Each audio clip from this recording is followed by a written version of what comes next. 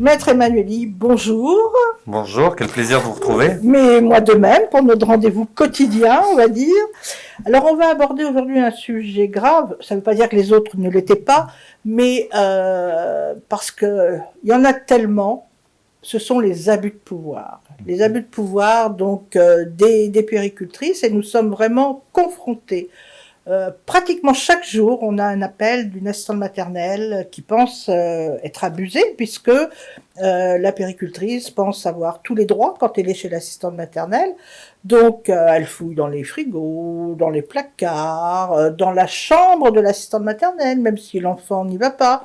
Et puis, bien souvent, on a aussi des assistantes maternelles qui laissent faire, parce qu'elles ont peur, justement, de perdre leur agrément. Alors, comment on peut faire pour empêcher tout ça? On a des puéricultrices qui ne veulent pas que les assistantes maternelles aillent chercher leurs propres enfants à l'école, etc. Donc, voilà, comment on peut se défendre aussi face à un courrier anonyme? Parce que alors là, il y en a pléthore. À chaque fois, il y a toujours quelqu'un qui envoie un courrier pour dire quelque chose sur une ASMAT. Est-ce vrai, est-ce pas vrai? Mais comment peut-on se défendre de tout ça, quoi? C'est une vraie question qui est inhérente même à tout le droit social, en fait, au droit du travail en général.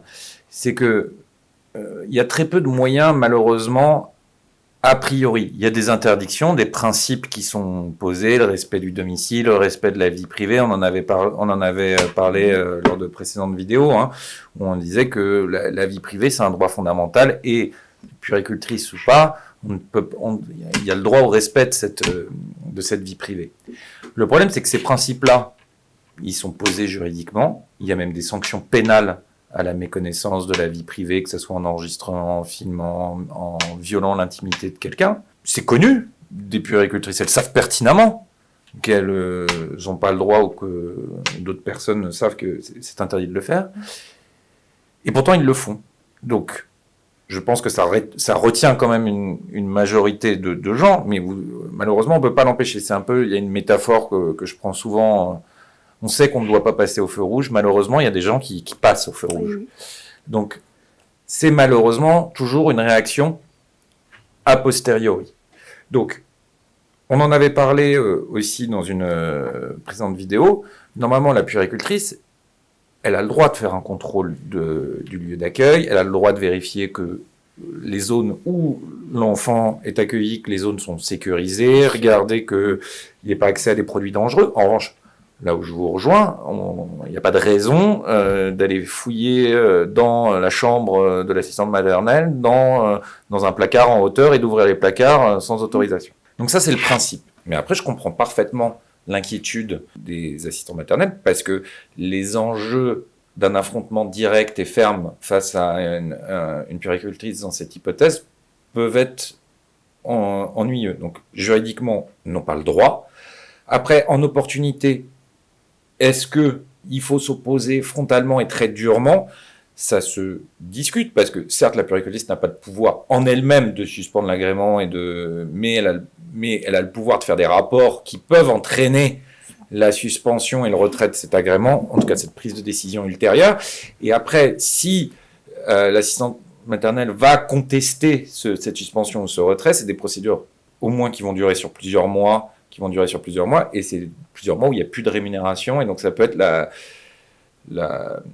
suite de l'affrontement peut être difficile. Mon conseil, c'est de marquer frontalement son désaccord, de faire immédiatement un mail, d'aller à minima faire une main courante, de ne pas hésiter à se rapprocher à ce moment-là du syndicat, de l'UD, pour que eux, si l'assistant maternel ne se sent pas, mais pour que l'UD ou le syndicat fasse une remontée sur le comportement qui ait lieu par écrit. En fait, il faut acter immédiatement par écrit ce qui s'est passé, la preuve. Après, s'il y a des comportements qui dépassent, qui sont constitutifs d'infractions pénales, il ne faut pas hésiter à déposer plainte. S'il y a des propos discriminatoires, déplacés, il faut faire une plainte immédiatement. Et comme on en parlait tout à l'heure, Certes, on n'a pas le droit d'enregistrer, Non. mais en matière pénale, on en avait parlé dans une précédente vidéo sur les enregistrements et les films. Dans le cadre d'une plainte pénale, on peut utiliser un enregistrement avec ce type de propos. Alors, vous parliez des dénonciations anonymes. S'il y a une dénonciation anonyme et que l'assistant maternel en est avisé, il faut impérativement déposer plainte pour dénonciation calomnieuse. J'entends souvent diffamation, non. C'est pas de la diffamation, c'est de la dénonciation calomnieuse. C'est quand on a dénoncé un fait qu'on sait faux à une autorité qui était susceptible d'engager des poursuites. Donc, si le département reçoit une dénonciation anonyme ou pas anonyme sur des faits mensongers, l'assistant maternel doit immédiatement derrière déposer une plainte pour dénonciation calomnieuse auprès de la gendarmerie ou auprès de la police. Et s'ils refusent de prendre la plainte, ce qui arrive malheureusement de plus en plus, par une lettre commandée directement adressée au procureur de la République.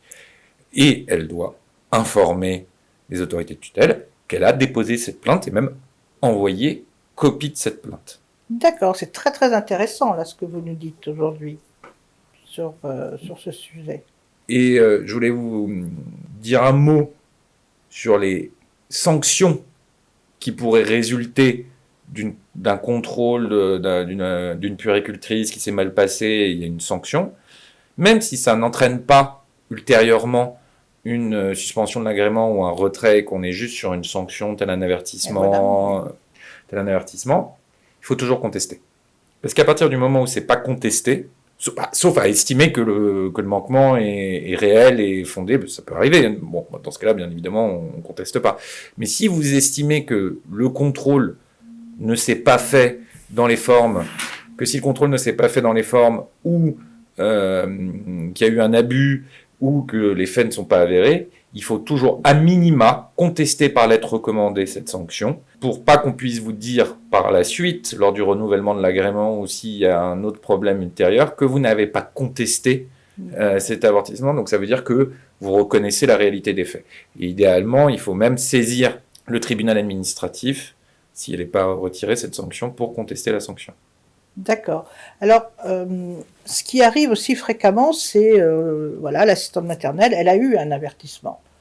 Bon, le temps passe, bien sûr, et puis 4-5 ans après, eh bien, il se passe un petit quelque chose, et là, la PMI va lui ressortir l'avertissement qu'elle a eu il y a 5 ans. Donc, est-ce qu'ils peuvent le faire? Est-ce qu'ils ont le droit de le faire? Parce que ça va être peut-être préjudiciable à l'assistante maternelle. Ils n'ont pas le droit de le faire. Normalement, c'est limité à 3 ans. D'accord. Le principe, c'est 3 ans. Après, vous pouvez pas, de nouveau, c'est la métaphore du feu rouge, c'est-à-dire que ça va être éventuellement censuré devant le tribunal administratif, mais ou alors c'est fait de manière plus fourbe. Ils vont motiver en disant ça justifie le retrait de l'agrément, et à titre surabondant, vous aviez déjà fait l'objet de sanctions par le passé. Mais de principe, on ne peut pas remonter à plus de 3 ans en arrière. D'accord, merci bien. Alors moi, je voudrais, pour terminer justement cet entretien, m'adresser directement juste aux assistantes maternelles, en leur disant ne restez pas isolés. Vous êtes dans ce cas, vous pensez avoir un abus de pouvoir, surtout revenez vers nous et nous ferons en sorte de vous aider parce que ce n'est plus tolérable de nos jours d'accepter ces abus de pouvoir. Voilà, merci.